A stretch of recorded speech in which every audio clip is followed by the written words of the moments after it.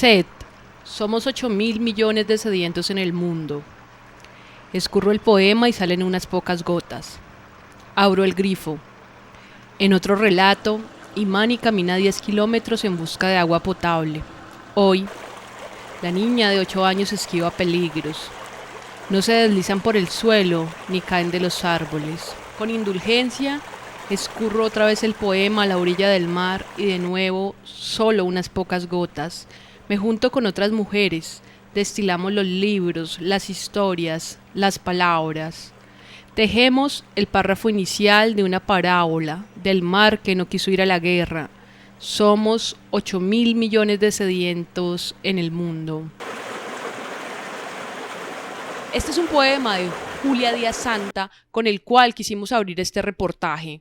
Un viaje donde los invitamos a recorrer Popayán, pero sobre todo a recorrer también las experiencias de comunidades que han sostenido y luchado por proteger los ríos y por garantizar que a las diferentes poblaciones les llegue el líquido vital, esto a través de la Red Nacional de Acueductos Comunitarios de Colombia. En Popayán, en la Universidad del Cauca, se realizó el 9º Encuentro Nacional de Acueductos Comunitarios, que agrupó a diferentes organizaciones que contaron sus experiencias en territorio y cómo han logrado mantener en pie los acueductos. Esto a través de proteger las fuentes hídricas en diferentes departamentos, como Huila, Red Caribe en los Montes de María, FECOCER en el Valle del Cauca, Corpocuencas del Cauca, ADACA en Antioquia, redes de acueductos comunitarios de Bogotá.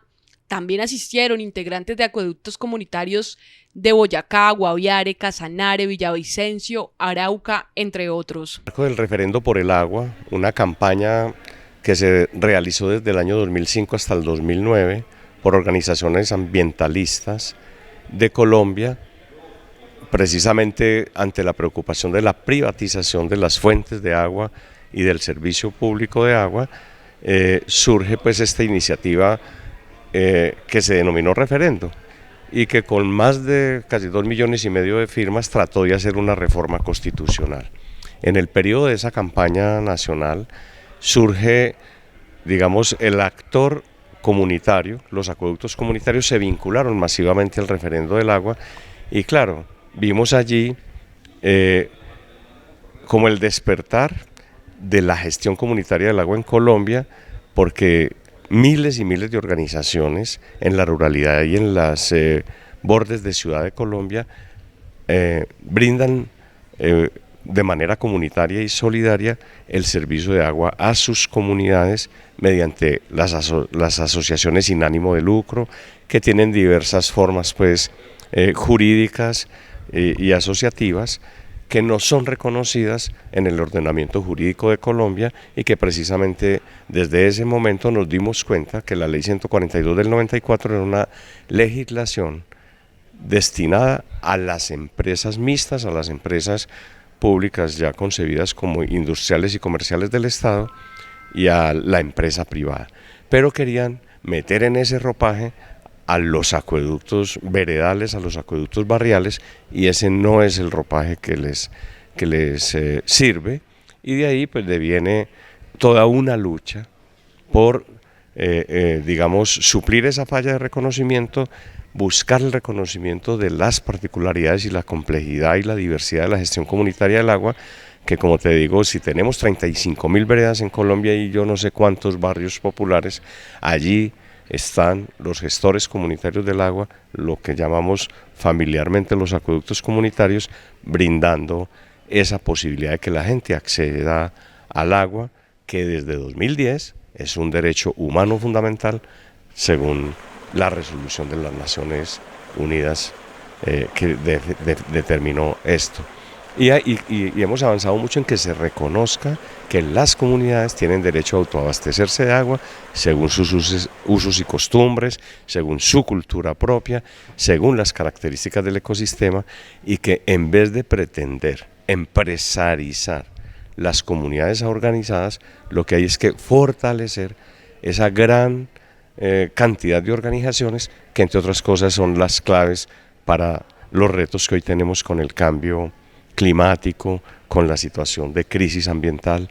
Allí están las comunidades organizadas en la cuenca, al lado de las lagunas, al lado de los nacimientos, al lado de los páramos, haciendo una gestión ambiental del territorio, haciendo una prestación solidaria del servicio de agua y saneamiento básico, y además son ese entramado cultural, comunitario, vecinal, que es magnífico, pues como una posibilidad inclusive, como te decía, de respuesta a esta crisis social y ambiental que vivimos. Fundamental del conflicto colombiano es una disputa por el agua y la naturaleza. Definitivamente los bienes naturales están en esta disputa por el control de los territorios de múltiples actores armados, ¿no es cierto? Entonces la naturaleza en disputa explica también en parte el conflicto. Y ahí sabemos que Colombia tiene el primer triste puesto de ser el lugar en donde más se amenaza y se asesinan a líderes y lideresas por precisamente defender el agua, la vida y los territorios.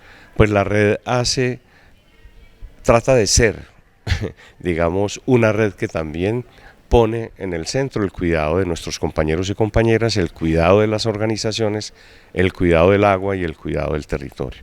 Mantenemos a toda una dinámica pues de denuncias y de apoyo ante las situaciones que vive la gente, porque de verdad que aquí el solo hecho en este país de decir que se es defensor del agua ya es un riesgo para la vida. La lucha de la Red Nacional de Acueductos Comunitarios, afortunadamente ya respaldada por muchas otras plataformas y organizaciones, busca precisamente suplir esa falla de reconocimiento. Digámoslo así, un régimen especial para la gestión comunitaria del agua en Colombia que reconozca que la gestión comunitaria del agua tiene esas tres dimensiones: una dimensión de gestión ambiental participativa, una dimensión de prestación solidaria del servicio público de agua y saneamiento, y una dimensión sociocultural y política, porque son organizaciones que van más allá, digamos, de la gestión solo del agua y son entramados comunitarios atravesados por la solidaridad vecinal y comunal. ¿Pero qué es la Red Nacional de Acueductos Comunitarios de Colombia? Es un proceso de articulación a nivel nacional de organizaciones que agrupan diferentes asociaciones, redes y federaciones de acueductos comunitarios y organizaciones sociales constituidas para la defensa, fortalecimiento y reconocimiento de la gestión comunitaria del agua. Somos una asociación de acueductos comunitarios en Red Villavicencio y El Meta, que venimos trabajando en el reconocimiento, la lucha y la resistencia por la gestión comunitaria del agua en el municipio. Bueno, Adriana, si nos puedes hacer el recorrido. Sí, señora, pues nosotros allá hemos tenido dos logros muy importantes. Uno es que en el 2021 nos sale un acuerdo municipal del Consejo de la Ciudad donde reconoce a los gestores del agua y tiene que resaltar la labor en Villavicencio. Entonces, cualquier mandatario que llegue a la ciudad tiene que seguir este proyecto, este acuerdo que salió aprobado en el 2021. Gracias a ese acuerdo, pues hemos podido interactuar con las diferentes instituciones a nivel municipal y, por ejemplo, nosotros estamos haciendo pedagogía, tenemos cátedra de acueducto comunitario en varios colegios, en 3 colegios de la ciudad, estamos trabajando con el SENA en gestión comunitaria del agua. Hemos venido haciendo intercambios de experiencias porque el acuerdo también habla del apoyo al intercambio de experiencias, entonces hemos podido tener intercambio de experiencias con Nariño, con Cauca y con Cundinamarca. Bueno, aquí hay una foto de río. ¿Cuál es este río? Sí, este es Caño Dulce, esta es la bocatoma de un acueducto veredal. Ese es el acueducto de Llano Lindo y aquí este es uno de los más grandes de Villavicencio, que es el acueducto 12 de octubre. Nosotros tenemos un proceso que se llama Polinizando el Territorio. Son niños de diferentes edades, son niños que son hijos de los que administran y funciona el acueducto comunitario, y también trabajamos con los colegios. Esos colegios tienen una técnica que es en ambiental, entonces ellos están articulados con los acueductos comunitarios y les enseñamos todo el tema del monitoreo comunitario ancestral y reconocer, por ejemplo, monitorear el agua, pero no con químicos, sino con los insectos que hay en cada bocatoma. Nosotros les enseñamos cómo se reconoce que si hay un insecto ahí, eso también muestra qué calidad de agua hay.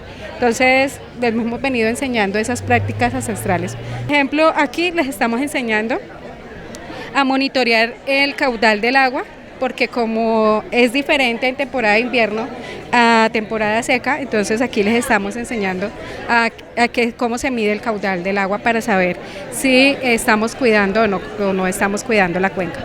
Bueno, ¿cuántas organizaciones pertenecen? En Villavicencio hay 50 organizaciones que pertenecen a la red de acueductos. En Villavicencio como tal hay más de 120 acueductos comunitarios, pues ahí seguimos creciendo en número de asociados y esa es la meta, tenerlos al 100% todos. Bueno, me llama la atención que esto no es un trabajo de una sola generación, sino que ustedes se están vinculando a los niños. ¿Por qué es tan importante apropiar a las nuevas, a los jóvenes, a que se construya esta ciudadanía? Sí, es muy importante porque no tenemos, pues se miraba que los que pertenecían a los acueductos eran personas mayores. Entonces, iniciamos este proyecto hace 5 años, donde empezamos a generar relevo generacional, entonces por eso venimos involucrando a los niños. Y también de esa manera, involucrando a los niños, también más personas se quieren involucrar en el proceso de acueductos comunitarios. Una de las experiencias que pudimos conocer los asistentes al evento fue a uno de los corregimientos que queda a 1 hora de Popayán, donde la comunidad mostró cómo el empoderamiento, los plantones, la consolidación de tejido social y la planeación en los territorios dan resultados como los que se pueden ver en el acueducto Los Cedros, que lleva más de 30 años protegiendo y prestando el servicio de agua con un enfoque comunitario. Canal 2 inicia un recorrido por Popayán y en estos momentos nos trasladamos a Sotará, donde vamos a conocer la experiencia de 2 acueductos comunitarios. Las comunidades nos enseñarán desde el inicio de este proceso hasta que termina. Mi nombre es Laura Cruz para el Canal 2, el canal de nuestra gente que está en el territorio.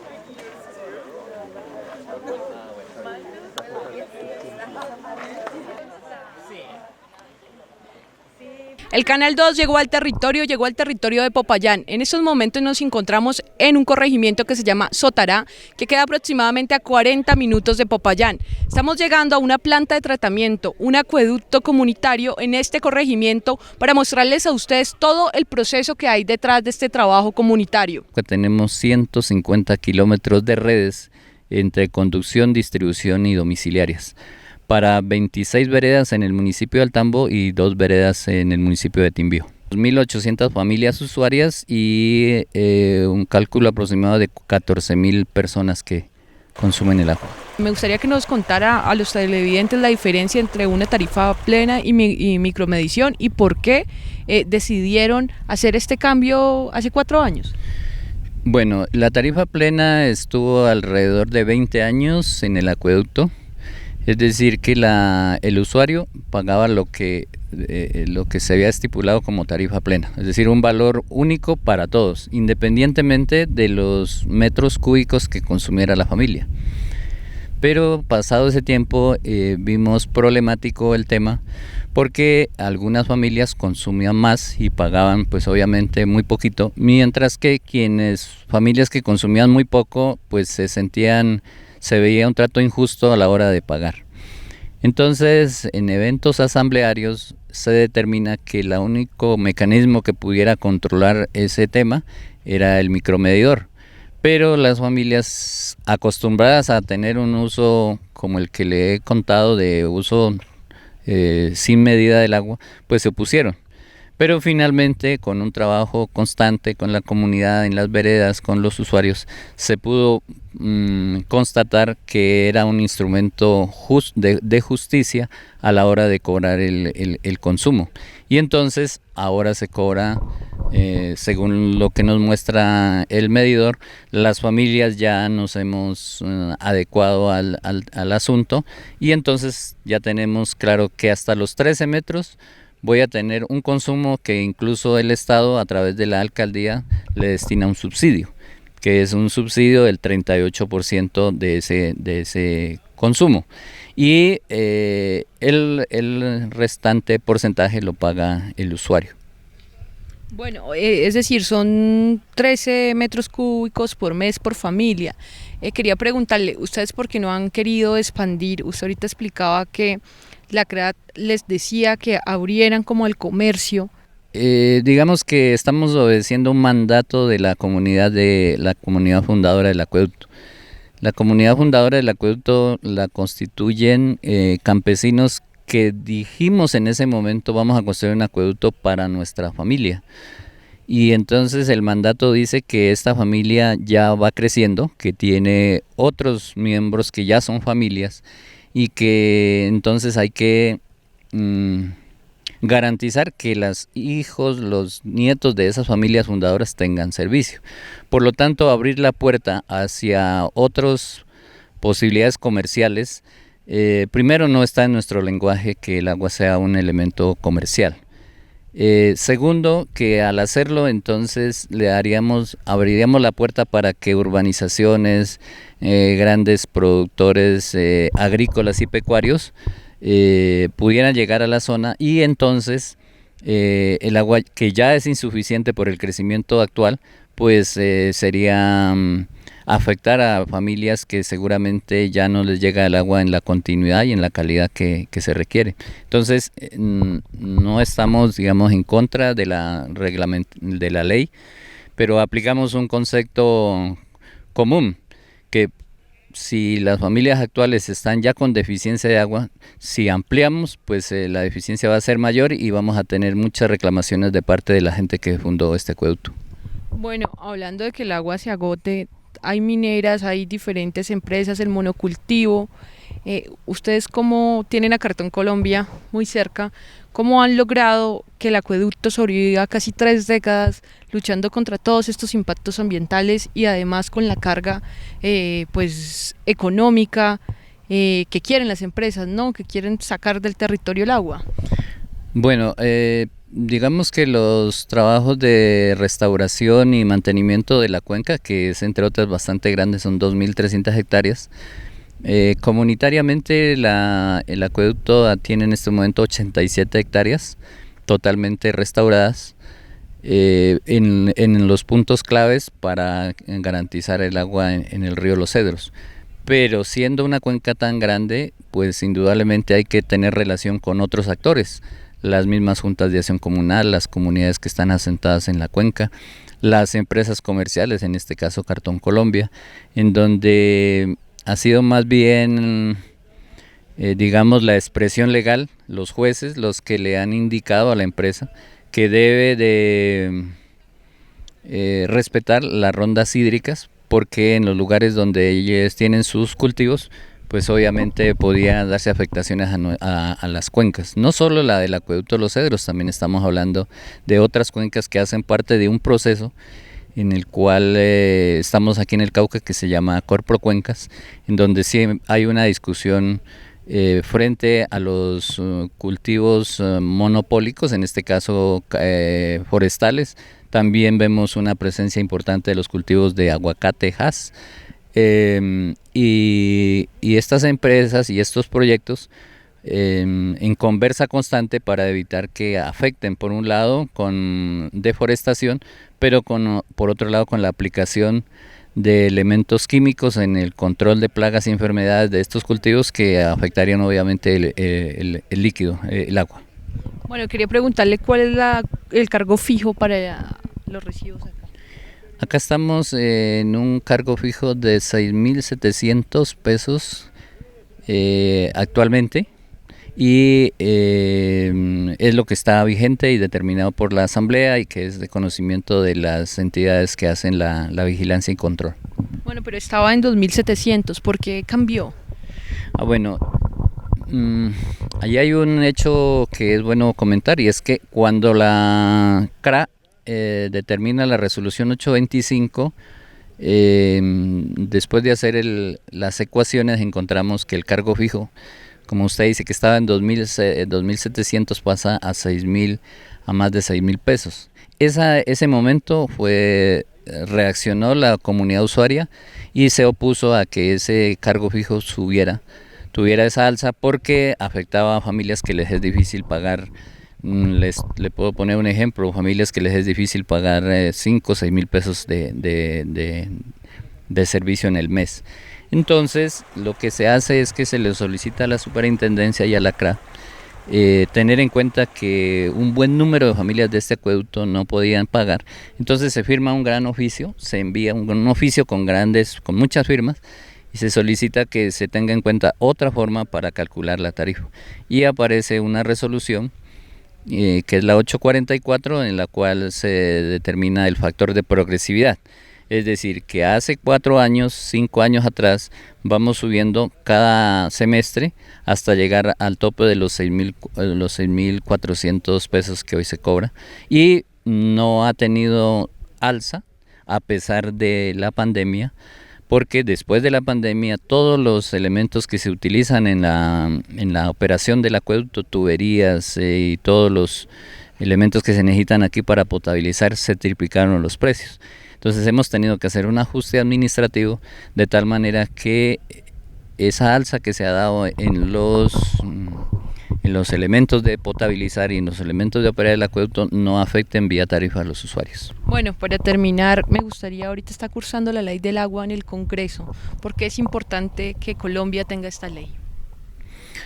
Bueno, la ley por el reconocimiento de la gestión comunitaria del agua, o que hemos denominado ya hace 10 años que venimos en el proceso ley propia, es importante porque, como su título, como su nombre lo dice, busca que se reconozca por parte del Estado esto que en pocas palabras le he comentado, la historia de los acueductos que han sido gestionados, autogestionados por la comunidad, que los administra la comunidad, que son entidades sin ánimo de lucro, en donde el Estado debe apropiarse realmente, porque la relación con el Estado es otra de las situaciones que determina esta propuesta de ley propia, porque busca que el Estado no esté en un lugar y las comunidades acá en la ruralidad como a la espera de que algo suceda. Entonces, que esa relación con el Estado a nivel de sus instituciones sea diferente a lo que es hoy día.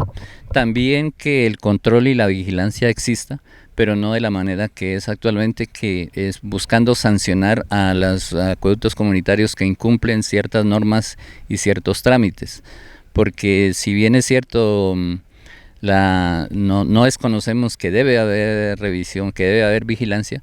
De esa manera muchos acueductos, incluso en Colombia, no han sido reconocidos ante las cámaras de comercio, ante las alcaldías, ante la misma superintendencia, porque les da temor hacer ese paso de legalidad sabiendo que posteriormente van a ser sancionados. Al evento asistió la ministra de Vivienda y Territorio, Catalina Velasco Campuzano, quien señaló que el gobierno nacional en cabeza de Gustavo Petro está trabajando en conjunto con los gestores del agua con el objetivo de proteger estos procesos y de fortalecer los mismos. Los acueductos comunitarios han prestado su servicio especialmente en zonas rurales, en pequeños municipios, en zonas periféricas de las grandes ciudades, de una manera de pronto silenciosa. Este gobierno del presidente Petro sabe que es con ellos que se debe promover el derecho al agua potable. Prestan un servicio, están organizados y hemos venido juntándonos para reconocerlos, para articularlos con nosotros. Y en el Plan Nacional de Desarrollo hay artículos muy importantes donde se reconocen, donde se financian en infraestructura, en subsidios, y donde se identifica la necesidad de este país de darle a estas organizaciones comunitarias de agua un espacio en la prestación de este servicio público. Por eso el gobierno nacional está aquí acompañándolos, dándoles la importancia que tienen, y hemos encontrado presencia de personas representantes de todo el país. Hay una red maravillosa de acueductos comunitarios de agua en Colombia. El gobierno de la vida tiene como propósito en el plan de desarrollo el ordenamiento territorial alrededor del agua. Es el agua la fuente de la vida. Los acueductos comunitarios le prestan agua potable, el servicio de agua potable a sus comunidades rurales en pequeños municipios, y es con ellos que estamos formulando proyectos de inversión, proyectos de mejoramiento y construyendo la red Comuniagua para que estemos juntos trabajando por el cambio. Hemos construido una unidad estructuradora de proyectos para que se pueda impulsar la infraestructura en los acueductos comunitarios. Ya arrancamos, financiamos los primeros 5 en este año y tenemos para el año entrante un número más importante de más de 20. Así que este es un primer camino. El otro es dirigir recursos de subsidio a través de las organizaciones comunitarias de agua a las familias, y de esta forma estamos paso a paso reconociéndolos, fortaleciéndolos, porque prestan un servicio muy importante. Los acueductos comunitarios administran para la sociedad uno de los recursos más vitales, por supuesto, el agua. Proteger las fuentes es una labor que han hecho por décadas de manera comunitaria, de manera cooperativa. ¿Qué hace el gobierno nacional? Primero, reconocerlos, porque en muchos casos hacen un trabajo silencioso, están lejos de la visión, la capacidad institucional. Esto lo hacemos a través de la red Comuniagua, como estamos trabajando el día de hoy con ellos. Acompañamos, visibilizamos, fortalecemos la labor de los acueductos comunitarios. Algunos acueductos departamentales mostraron sus procesos, como el Valle del Cauca, que además de hacer un extenuante trabajo con la protección de las fuentes hídricas, realizan diferentes formas de pedagogía para que los niños y los jóvenes del departamento aprendan a sembrar agua. Nosotros somos FECOCER, la Federación de Organizaciones Comunitarias Gestoras del Agua del Valle del Cauca, de Colombia. Dentro de nuestro proceso, hemos aprendido a conocer el territorio, ¿cierto? Y a darnos cuenta como acueductos comunitarios de que aparte de que prestamos un servicio dentro de un territorio, un aforo de agua, ¿cierto? Para nuestros habitantes, ¿cierto? Tenemos un componente ambiental muy extenso. Toda esta área es una área de reserva, ¿sí? Tenemos nuestro páramo, nuestra fuente hídrica, tenemos nuestros afluentes. Y aquí está nuestro sistema de captación. La captación para nosotros es el sitio de donde tomamos el agua, que está en una pequeña cortina. Al lado tenemos un tanque desarenador que cuando el agua sale de la cortina, filtra la arenilla, queda decantada en este desarenador, no toda, y luego pasa a unos tanques de reserva, que son estos de aquí. Estos tanques de reserva son los que nos guardan el agua aquí, puede ser de 25.000 o 30.000 litros o 10.000, dependiendo del territorio, mientras nosotros venimos a descolmatar la cortina, que se nos colmata precisamente porque esto es un área protegida de zona boscosa. La hojarasca cuando llueve o cuando hay pequeños movimientos de masa nos tapona la cortina y nos causa una turbidez en todo el sistema. Entonces, estos tanques de reserva hacen ese trabajo, nos guardan el agua mientras le da agua al territorio, mientras viene alguien de la comunidad, sea de la parte del centro poblado o de las fincas, se camina todo este territorio, pueden ser 1 o 2 horas. Esto todo es un área de reserva, es la zona de influencia nuestra. Valle del Cauca, nosotros podemos identificar este sitio en el municipio de Calima al Darién. Tenemos un páramo que es el páramo del Duende, ¿sí? Tenemos este blanco, el páramo del Duende, así se denomina, es el páramo mejor conservado que tiene Colombia.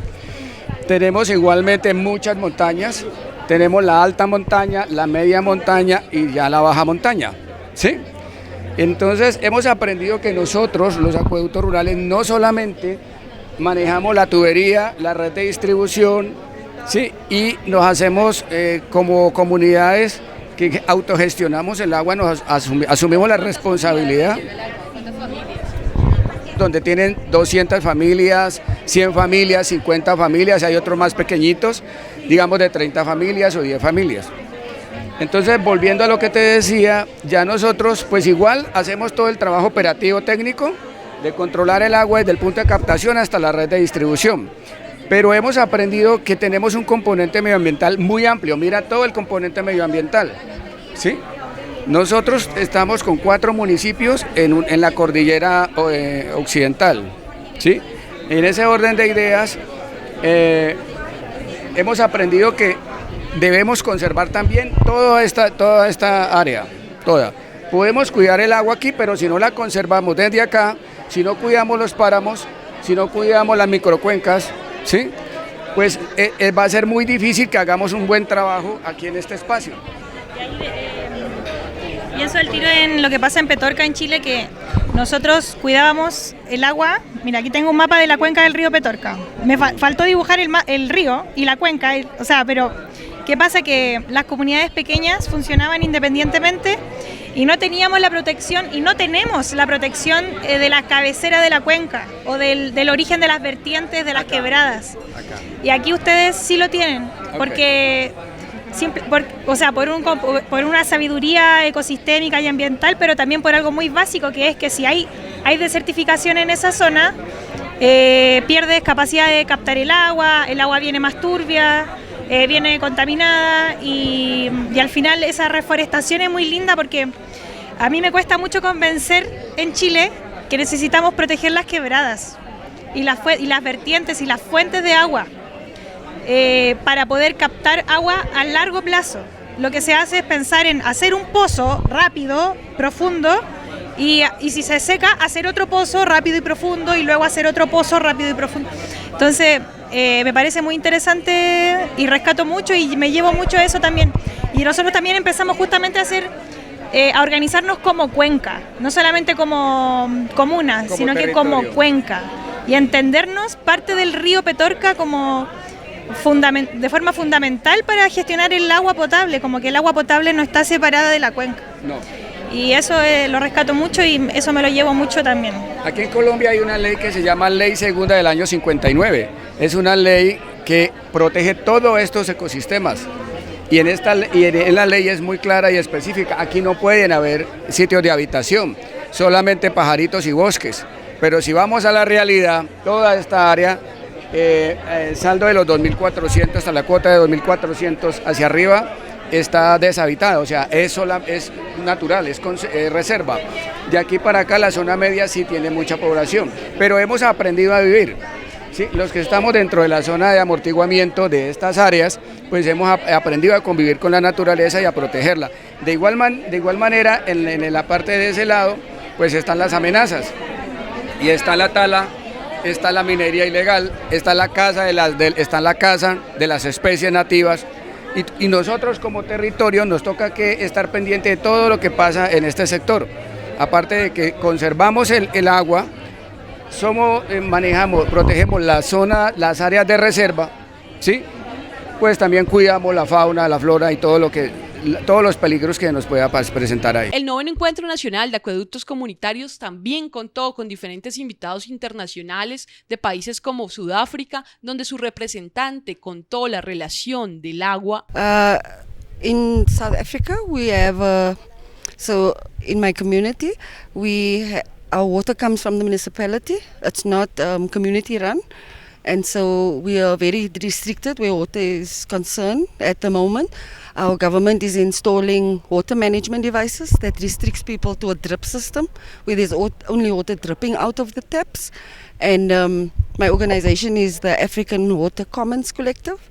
And we are fighting these policies that restrict poor people, not the rich. The rich get free flow, obviously, because they can afford it. But those of us who can't afford it, we are restricted.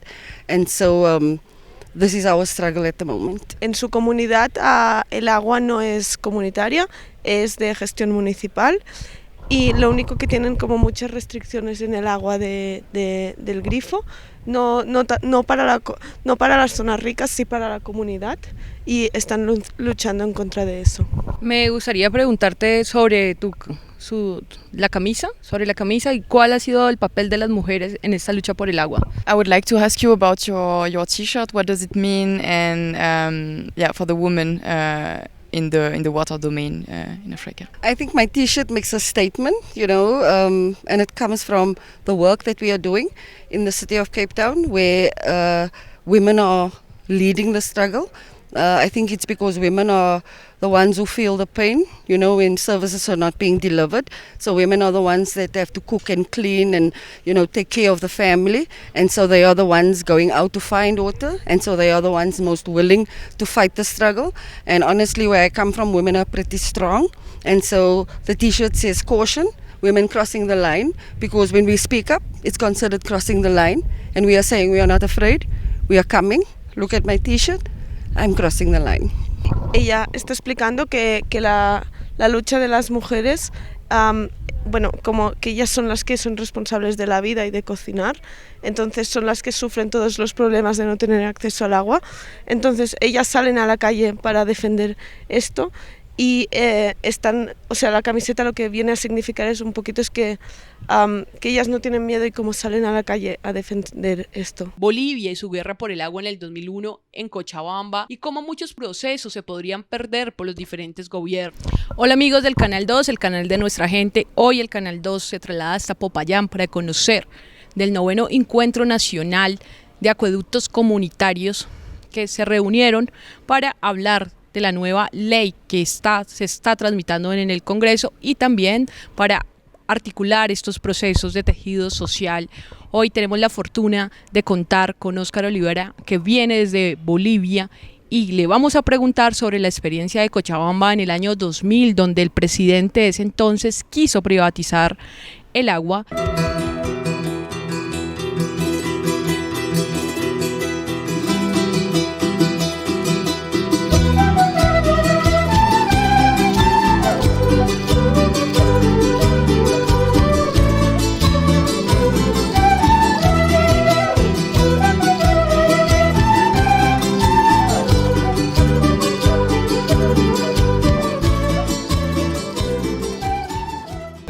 Primeramente un agradecimiento por esta entrevista, un saludo al pueblo colombiano, un pueblo al cual queremos mucho y seguimos de cerca su proceso, no solamente porque nuestro pueblo y el pueblo colombiano tienen similitudes en su vida, sino también porque el pueblo colombiano ha sido golpeado por la violencia y el miedo.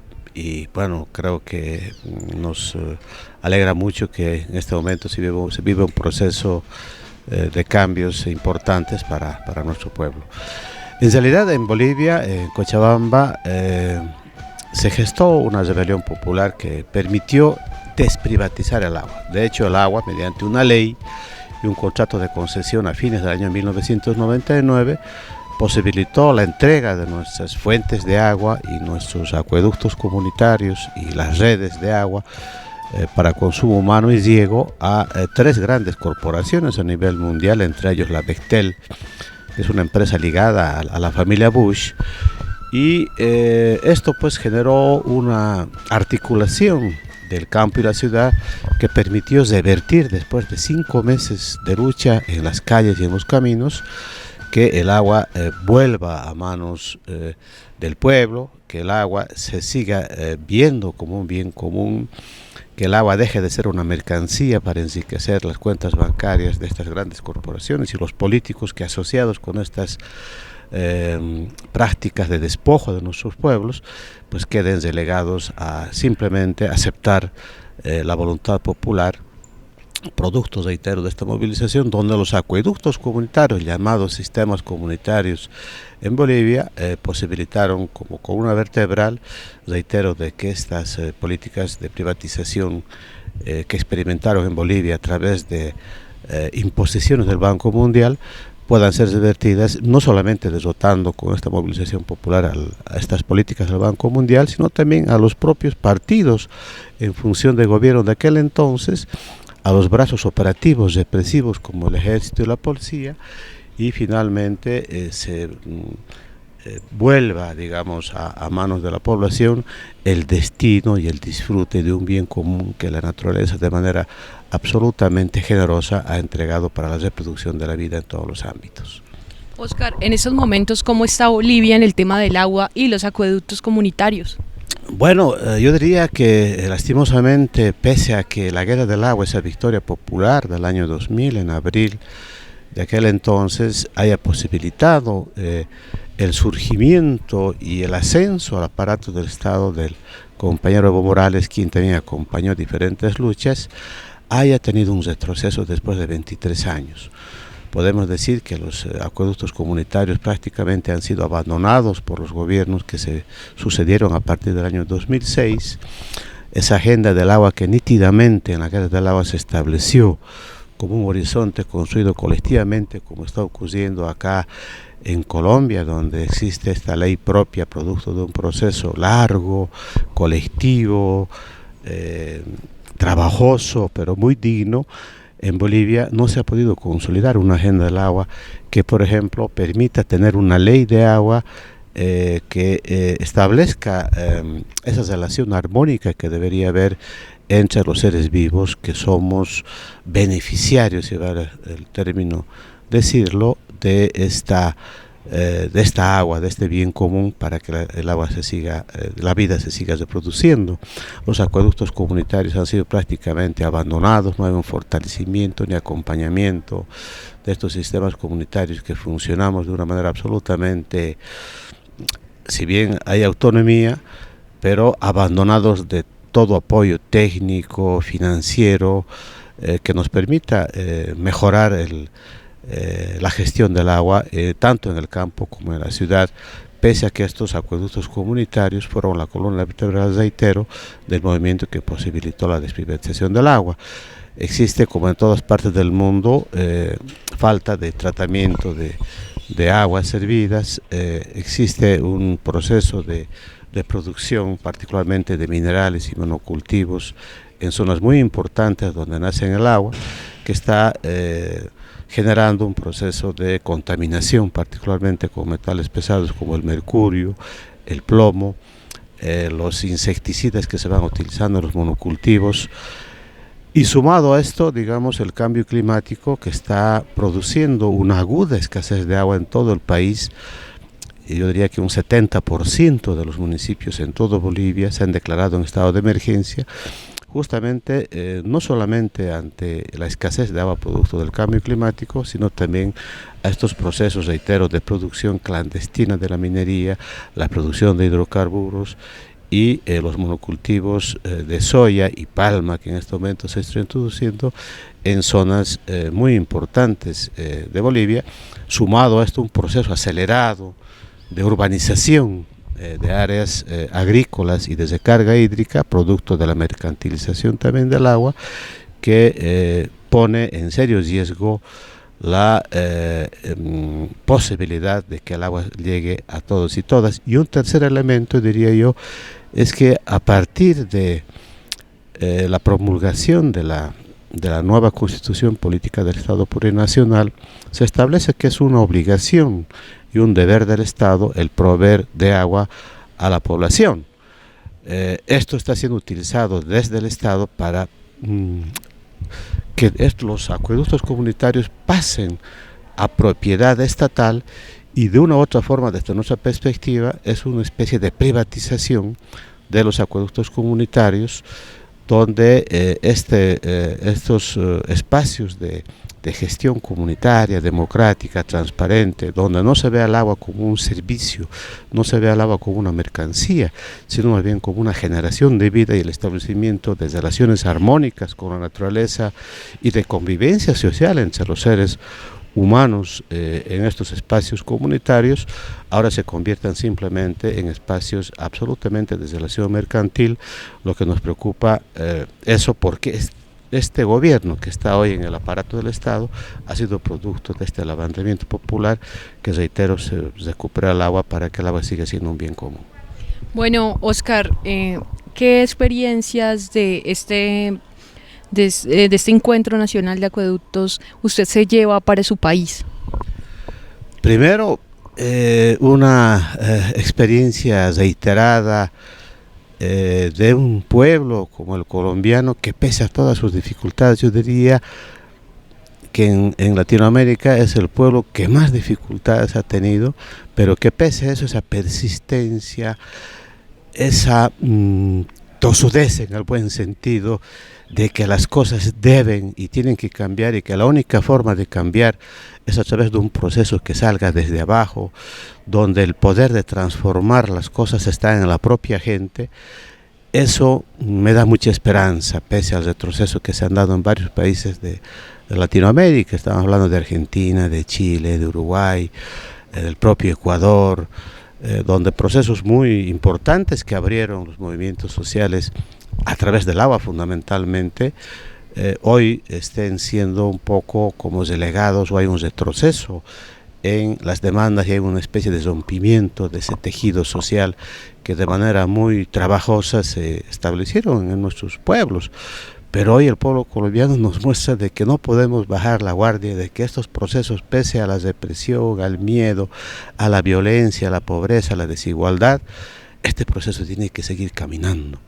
Y creo que el pueblo colombiano hoy en Latinoamérica se convierte en ese referente, en esa luz, en esa chispa de decir, es posible cambiar, en esa chispa que ilumina, así sea por un segundo, el túnel oscuro que a veces tenemos los pueblos, nos permite ver de que hay que seguir caminando junto al pueblo y que, reitero, la única fuerza capaz de transformar las cosas está abajo en ese poder que el pueblo tiene, en su capacidad de transformar de manera unida, movilizada y organizada la vida misma de nuestros pueblos. También hablábamos con un profesor, un representante de Brasil, quien nos relató los nuevos procesos que están naciendo después de las políticas de Jair Bolsonaro. Nosotros tenemos como foco afirmar la agua como derecho humano, como un don divino también, que trabajamos con las iglesias y comunidades religiosas, y la agua como bien común.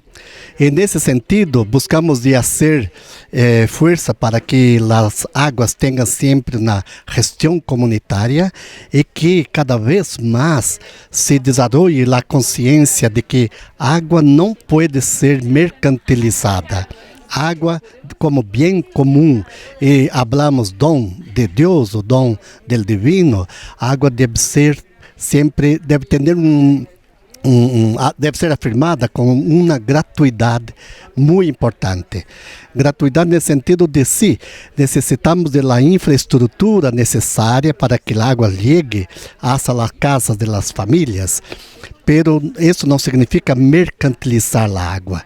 E por isso estamos sempre com as organizações da sociedade civil em diálogo com o governo para que afirme y garantiza la gestión pública de las aguas a fin que las comunidades puedan tenerla como el bien fundamental necesario siempre en sus casas. Bolsonaro fue un periodo muy difícil para las cuestiones ambientales en Brasil. El soporte que él daba para la deforestación, para la extracción de los minérios y las consecuencias ambientales que todo eso tenía. Esperamos que ahora el gobierno que tenemos hoy pueda retomar las políticas públicas que en Brasil ayudaban a mantener la sostenibilidad, ¿no? y una relación de justicia con los recursos naturales. Sí, mucho rico este encuentro, muy importante para una concientización latinoamericana sobre las cuestiones relativas al agua específicamente, en el conjunto de las cuestiones ambientales, lógico. Yo llevo de aquí un enriquecimiento muy grande con las experiencias que yo he visto, vivido y escuchado de la gente. El compartir, por ejemplo, de hoy en esta gestión pública del acueducto que estamos visitando, también se ve la necesidad de toda América Latina tener una red más fuerte, sí, la red del agua que tenemos, y red ecuménica del agua también es importante esto. Pero muchos países o muchas organizaciones no están juntos. Tenemos que tener más fuerza, si necesitamos tener más fuerza en una composición de una red que verdaderamente pueda tener proyectos comunes, actuar conjuntamente en América Latina. Algunas mujeres de Popayán también mostraron la importancia de la comida, desde los alimentos que utilizan hasta lo ancestral, lo cultural y la historia.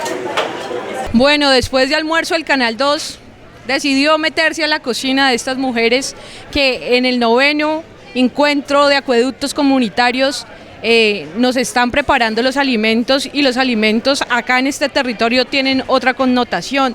Bienvenida Silay al Canal 2 y nos gustaría primero darte la bienvenida y segundo que nos cuentes de qué territorio vienes. Somos una organización de cocineras y de cocineros tradicionales que estamos en el municipio de Popayán.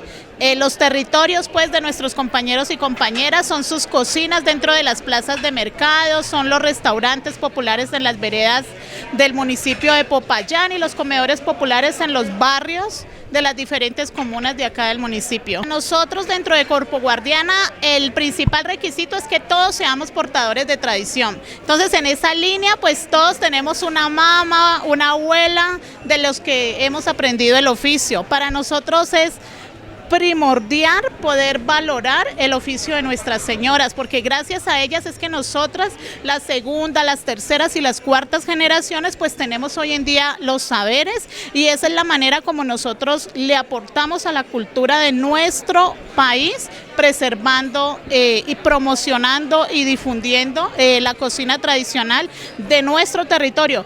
Pero el reconocimiento el día de hoy se lo queremos hacer realmente a nuestras matronas, a esas mujeres que están detrás de un fogón por más de 50 y 60 años y es gracias a ellas a que hoy podemos tener una cultura, una identidad cultural culinaria y esa es la manera también como las honramos en el tiempo porque gracias a eso pues estas mujeres nos han sacado adelante a nosotros, a sus hijos, a sus nietos, a sus sobrinos.